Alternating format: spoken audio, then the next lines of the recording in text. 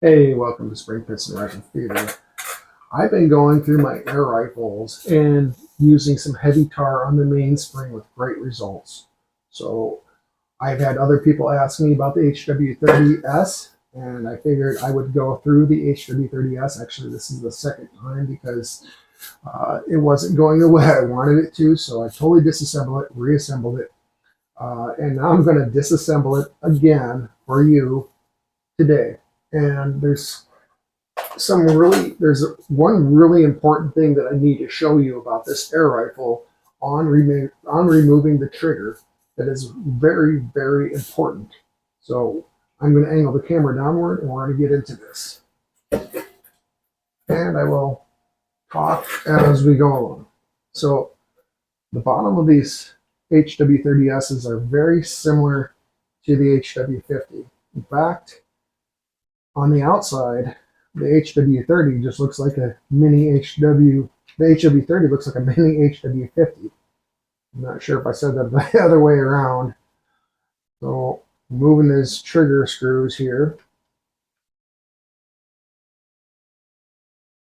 making sure you have the correct screwdriver size is very important also to help protect your parts. I'm going to pull that out. I'm going to dump this screw right here. And this has a star washer on it. Now all these are going to go in the exact same spot. Last time I didn't have it. This has a little cup washer. You can remove it, or else you can keep your rifle bolt upright. Just make sure it doesn't drop in some spot that you can't find it. Like a deep carpet. So this is a little different than the other air rifle. First of all, I'm going to remove that little screw. And that goes back here because there is a nut back there that's a little bit loose, and it's good to keep your screws and stuff together. So that little nut is right back there. So next off, I'm going to pop this trigger housing out. And then I'm going to put the pins back in, and I'll tell you why in a second. I had done a video before in the past on this rifle, but I didn't like the quality of it, so I figured I would do another one. So I got this through here, and right now this finger is keeping this safety from flying away as soon as I remove the trigger housing. Make sure I got my pins out, remove the trigger housing, and all of this is going to go right here in the Y route pile. My safety with the spring, and you don't want to lose that little spring. I'm sure you could finagle something and make one. So here's your two pins, and you're going to put this top one back in. This is going to make removing this little screw on the compression tube much more easy. Without it, you're guessing when you put it into a spring compressor to whether or not you have enough pressure on it.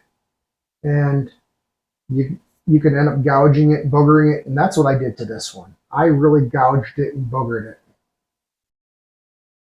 And I've already removed this once. And when you remove your screws, you definitely want to put some body weight to it. And then I'm going to put my fingers and thumb around it so I don't slip off and scratch the compression tube.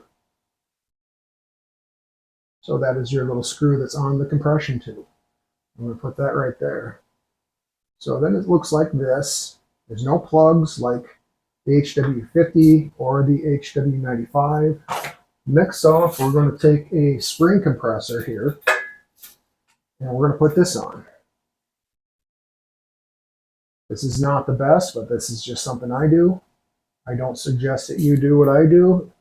You might want to get yourself a really good quality one. So I'm just getting this piston seal centered, and you make sure your barrel on the other end is centered. I'll show you in a second. You make sure your barrel is centered and even on back here also. And that moved a little bit. I need to put a little more pressure, I can tell that. So now I applied a little pressure, and I'm going to pop this pin out.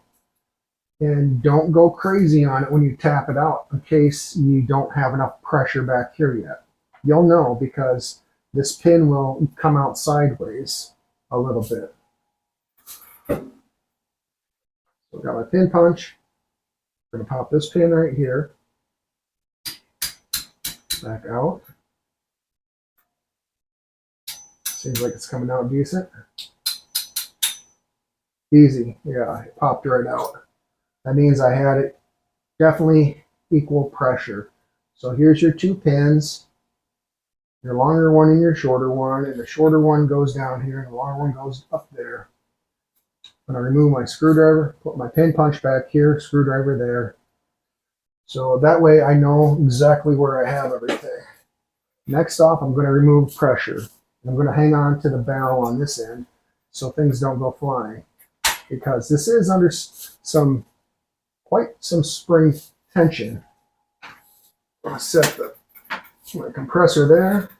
I'm going to set that right there. You set everything in one little spot. That way you don't lose everything. So you pull that guy out there. This does not have a separate nut part here like on some, like the HW50 and the HW95. HW80 is a totally different thing. So we have your spring and spring guide. And I did have this shimmed. See, I had it shimmed because this spring guide is super loose. So here's my guide, and this time around, I'm gonna try some heavy tar instead. So this is the original mainspring, and for several years I was using the Vortex spring, which works good, but it is very snappy, and this is slightly shorter also. Set it right. Take this junk out of the way. And you can see that the factory one is a tiny bit longer, but the metal is a little thinner.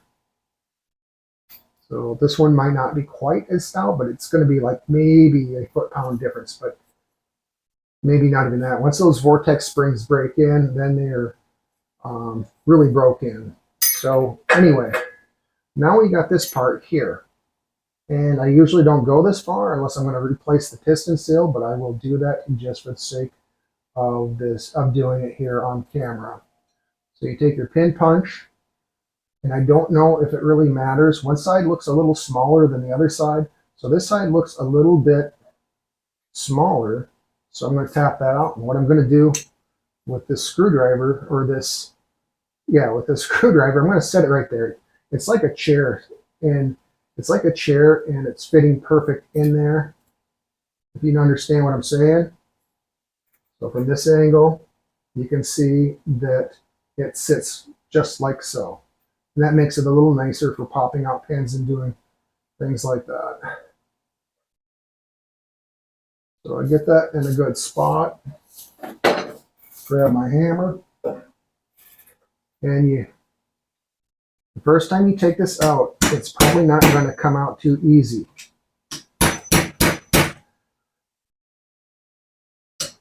These pins are definitely under some pressure.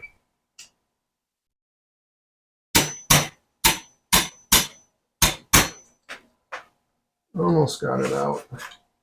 I might even have it out enough to, yeah, I do.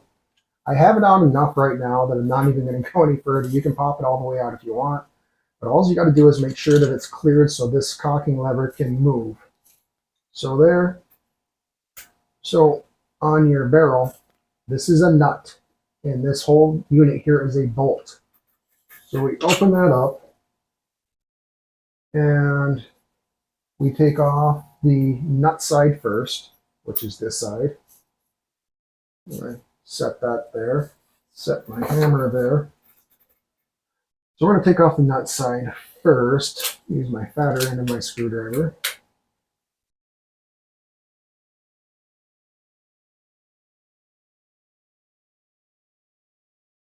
Remove that. And there's a little spring washer on that side. I'm going to flip it over. I'm going to cover that so it doesn't fall somewhere. My table is extremely messy right here. I don't know if I said it, but if you have not subscribed to my channel, I'd highly appreciate if you would. That really helps my channel out, and there is a lot of effort that goes into making these videos. So this one comes out, set that there. Okay. I was looking for the washer. It's already on there. So you take that one out and you keep everything together. And before I do anything, I'm going to wipe these threads off a bit. They're a bit greasy. Really greasy. I'm going to put that nut head back on there. That way I got it all together. If you have parts floating all over the place, it can be a headache. Maybe I will. Oh my goodness. There we go. So that's together right there. I'll set that right here. Once again, everything in one spot. So then you take this off, and then the cocking lever lifts up because that pin is out of the way. And it has 2 washers on it, both sides, and it hasn't even budged. And I'm not going to do a thing to it. I'm just going to set it right there. Just like so. And I'm going to clean this off. It does look like there was some galling going on there. I'm going to add some moly paste there when I put it back together. There's definitely some galling that happened right there. So now, if you wanted, you would just pull this piston out right here. There's no reason for me to. I'm not going to do it. I'm just going to push it back in right there. Everything, I already have it good and lubed up on the inside. I got moly grease in there already. So that is it for the HW30. Everything else is in reverse order. Actually, maybe I'll have you stick around and I will add my heavy tar like I did before. Now, you don't have to go crazy on this. I suggest that you don't. It's really gooey, and you do not want an over-tarred mainspring. So I'm just putting a little on the end like that. And now I'm going to slowly twist this in. And what this tar is going to do, it's going to arrest this spring a little bit right here, which is a good thing. And when twisting this helps grab the rest of that tar also. I'm kind of getting it up in there. Now I'm going to wipe some of it off and put it right there on the edge of that. I'm going to set the spring back down. I'm going to come back and I'm going to get just a little bit more.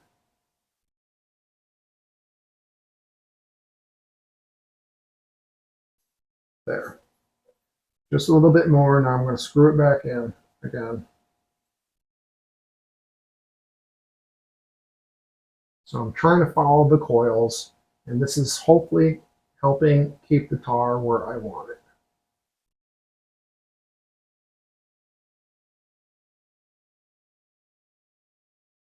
So that's it. I'm going to put a tiny bit on the top. Just a little bit. You don't need a lot of this stuff. It's, you know, a spring vibrates. So that's what this is for. This is just to settle down the spring a little bit. You don't need to coat that whole spring and make a big mess. I think I will pull the piston back a little bit. That way, hopefully I don't touch the compression tube and everything. With that, get over the top of this and slowly go in. There we go. Push that in, like so. You got your mainspring in there now. I probably should have put the barrel back on first, because that is the best thing to do. You definitely have to do it. It's almost impossible to get this all back together without when it's under spring tension. If you put this under spring tension, you compress all this, get this all back in there tight, it's going to be tough. But what I'm going to do right now is I'm going to put some of this moly grease on the tube to help with this galling issue.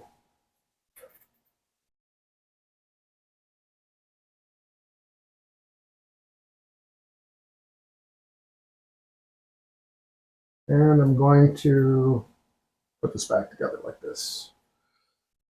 So I've got my barrel. Actually, I'm going to put some moly grease in here too on this side. The HW50, they put a dowel spacer in here. And I think that they could have probably used one in the HW30. They probably still could. But they just need to make sure the spring isn't so tight there. Otherwise, that causes problems. So I'm going to put this arm in here, like so. And then I'm going to insert the caulking linkage. This part right here, this has to go in here. That's a must. Now I'm going to put the action, the breech block in between the forks.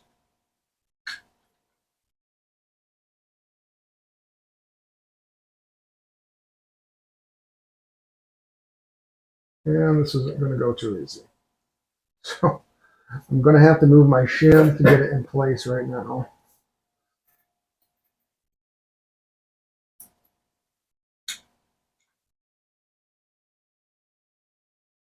So you definitely do not want to like muscle this into place. You really don't want to gouge your parts.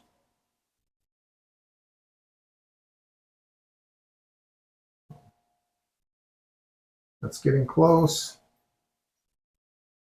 Put this all the way through. I'm going to make this sure this shim on this side is good, which it appears to be. Now I'm going to rotate this like this. In fact, I'm going to take a slightly bigger punch and go back in and do the same thing, because doing that is going to help line up things for you. And my screw right here, I'm going to take the end nut part off and take the washer off that end. And I'm going to wipe this down some more. And I'm going to add a little bit of moly here. Should have moly here. It works like ball bearings, basically. Ball bearings and grease, because that graphite that's in the moly, it makes a barrier, and it makes it so those ball bearings right on top to help eliminate galling, which is really important.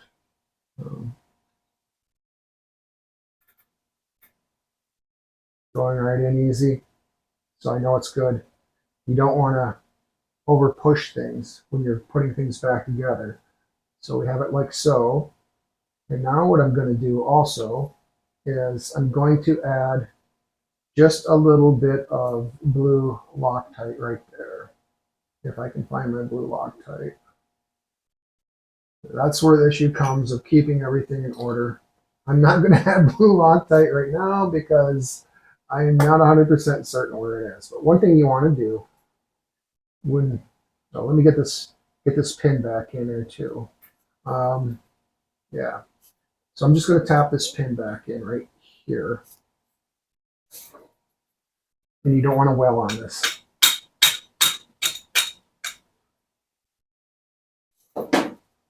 And that pin has to be perfectly in there. Otherwise, it will not go into your stock. So now what you do is you're going to start tightening this up and checking it right now to make sure that it's tight enough, because you don't want this barrel too tight or too loose.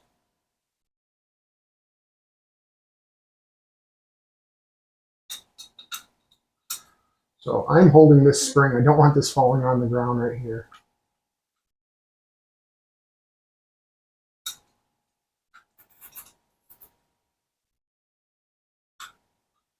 Just a little tighter.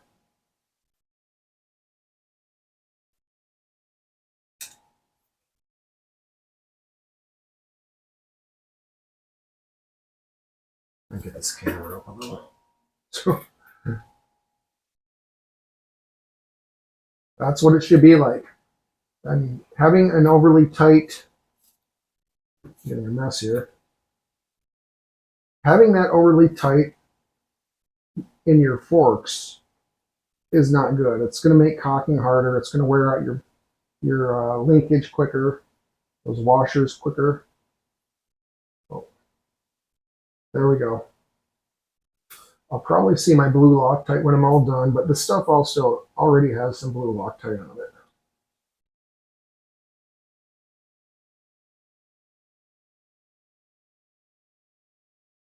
This firm, that's all I'm doing. This firm, and you can check this out again when you're done. Also, cock it and make sure that you can put that back in there. So, yeah, that galling issue happened right underneath the tube right there. I'm betting there's some air rifle tuners that could fix that problem. All right, we're getting close now. Now we have to put the plug in. We have to compress this unit here again. So take this, and earlier I put a little bit of moly on this, and I think that's a good idea. So when you go to put it back in, you don't want this galling as it's going in. Put a little right there too so things can rotate naturally. Being able to rotate is important. I'm going to put this lid back on my moly so I don't bump it and make it go wherever. So then I'm going to put it back in the clamper. Get my piston seal. So I'm going to put that right there on the edge.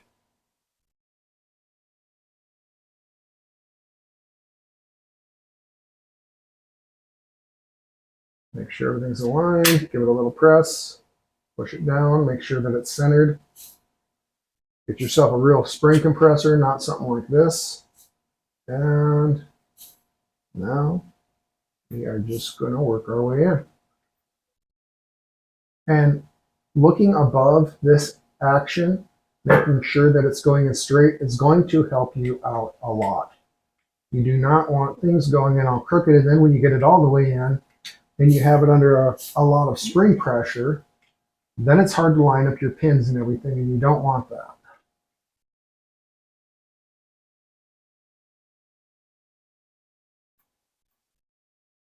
Almost.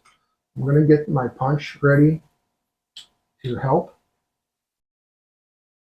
There we go.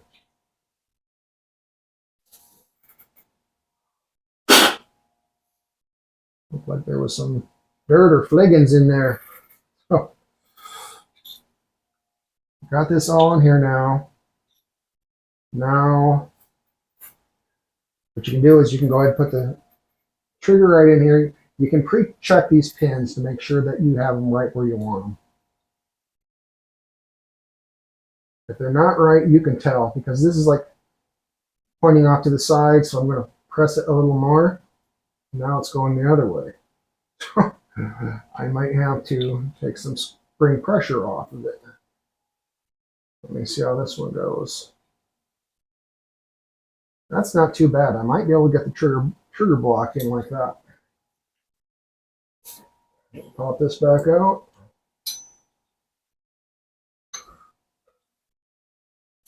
So I'm going to take the trigger block and I'm going to put this in.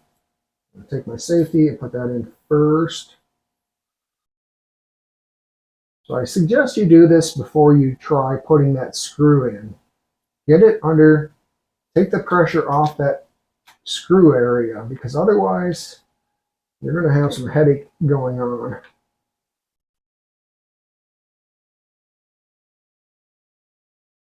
All right, it grabbed that finally. It has to sit down. Well, no, maybe it didn't. There we go. It clicked into place if you heard that.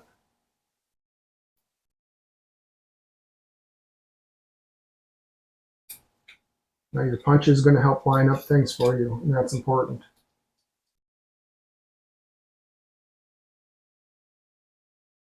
rotate them, go to both sides. Go to both sides. They should go in now.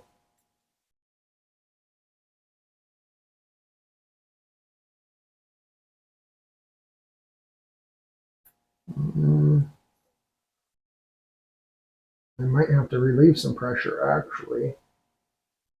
What I'm going to do is I'm going to put this in here because I don't want to relieve all the pressure and undo all the work I've done. I'm going to tighten it back up again. This one is a little more tricky than other HWs. That looks like it's lined up decent. So all you can do is try. So now it went right in. Have you seen that? That went in really simple. And that's exactly what you want. You want that pin dead center in there.